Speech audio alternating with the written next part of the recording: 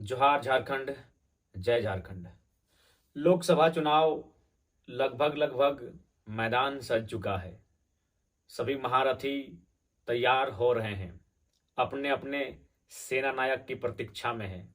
सब अपने अपने नाम की घोषणा होने का इंतजार कर रहे हैं। तो खैर, जिस लोकसभा सीट से मेरे आने की संभावना थी, उस संभावना को अब मैं पूर्णतः आश्वस्त करने जा रहा हूं कि हमारी एंट्री झारखंड राज्य के पहाड़ों से घिरे हुए भौगोलिक दृष्टिकोण से एक सुंदर, बेहतरीन, शानदार लोकसभा गिरिडीह लोकसभा से होने जा रही है।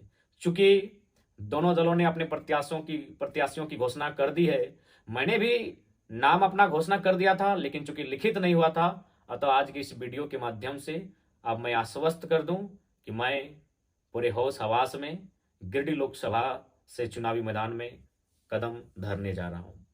सवाल लोगों के मन में बहुत सारे होंगे कि धनबाद लोकसभा क्यों नहीं। क्योंकि एक इंटरव्यू में मैंने कई महीनों पहले कहा था कि मैं चुनावी मैदान में वहां से शिरकत करूंगा जहां धरती के नीचे आग होगी और ऊपर भी आग होगा।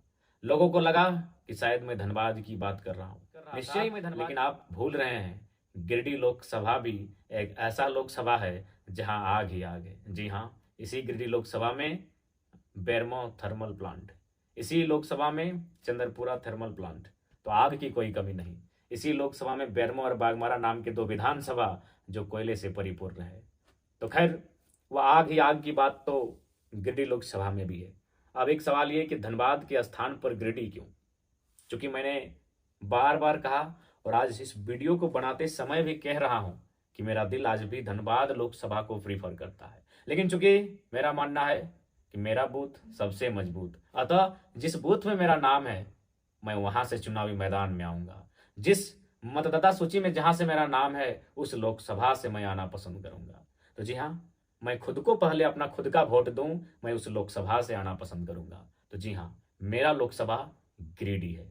गिरिडीह लोकसभा के टुंडी विधानसभा अंतर्गत तोपचांची प्रखंड के चित्तरपुर पंचायत अंतर्गत मानटांड के गांव में मेरा मतदाता सूची में नाम है। अतः गिरिडीह लोकसभा चुनावी मैदान में मेरी आने की तैयारी हो चुकी है और निश्चय ही आपके आशीर्वाद को लेकर गिरिडीह लोकसभा के चुनावी समर में मैं उतरने जा रहा हूं। आप सभी से आशीर्वाद की अपेक्षा रखता हूं। चूंकि 2 सालों से निरंतर लगातार हम सभी ने संघर्ष किया, उस संघर्ष की बदौलत झारखंड में अपनी एक पहचान बनी और झारखंड वासियों के एक नई उम्मीद की किरण जगाने का भी हम लोगों ने कार्य किया। अतः अभिलाषा रखते हैं कि गिरिडीह लोकसभा के जनता जनार्दन भरपूर आशीर्वाद देंगे और अपने इस छोटे से नन्हे से भाई को, बेटे को दिल्ली की राजधानी में दस्तक देने के लिए वहां तक पहुंचाने का कार्य करेंगे। ये भी आता है कि लोकसभा का चुनाव क्यों? बहुत सारे लोगों के जहन में ये बात आती है कि आप तो राज्य के मुद्दों के साथ आए थे, राज्य का विधानसभा का चुनाव लड़ना था, आप लोगों को सरकार में आने का प्रयास करना था, तो फिर दिल्ली जाने की तैयारी क्यों? तो मैं स्पष्ट करना चाहूंगा कि दिल्ली जाने की तैयारी आखिर क्यों हुई। जिस कमरे में मैं बैठा हूं, इसी कमरे में लगभग ठीक पीछे, चूंकि कैमरा में अभी पॉसिबल नहीं, हम लोग कैमरा को पीछे करेंगे, वहां नहीं करने से भी 700-800 लोगों की समस्याओं का एक बक्सा तैयार हो चुका है। वो समस्याएं हैं जमीन की, वो समस्याएं हैं कल कारखानों में कंपनियों के द्वारा जमीन लिए जाने की, वो समस्याएं हैं बीसीसीएल, सीसीएल के द्वारा भूमि अधिग्रहण करने की।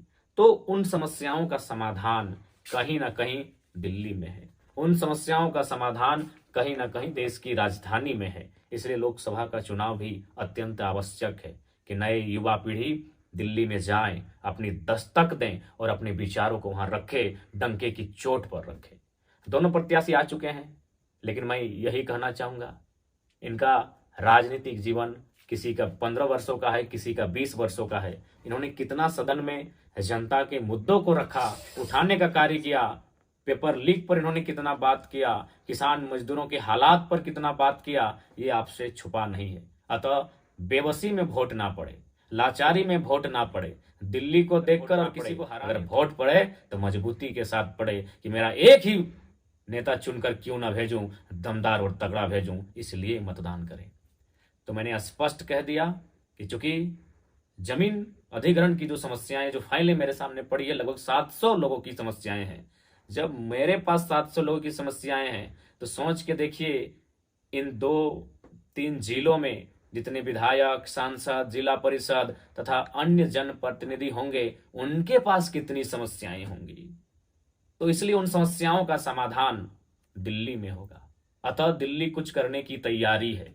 इसलिए अब युवाओं की बारी है, क्योंकि ये बोलते नहीं है, ये बात करना नहीं चाहते हैं। और क्यों करें?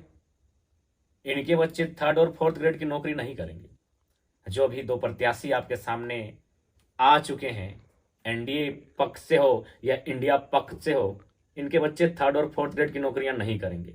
इसीलिए पेपर लीक पर भी ये मौन रहेंगे, छात्रों के बदतर हालात पर भी ये चुप बैठेंगे, मौन साध कर बैठेंगे, क्योंकि इनका मकसद, इनका जो व्यापार फैला है, आप भी जानते हैं, हम भी जानते हैं, ये कोई प्रदेश और विदेश के लोग नहीं है, आपके घर के आजू बाजू के लोग हैं। आपको मालूम है इनका कारोबार क्या है।